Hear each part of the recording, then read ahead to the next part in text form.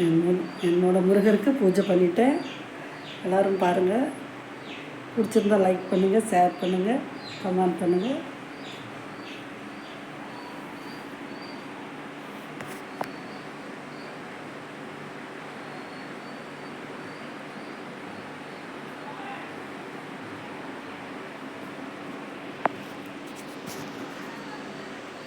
எப்படி இருக்காரு முருகர்? நல்லா இருக்காரா? இன்றைக்கி கடைசி வெள்ளி பூஜை முடிஞ்சுது.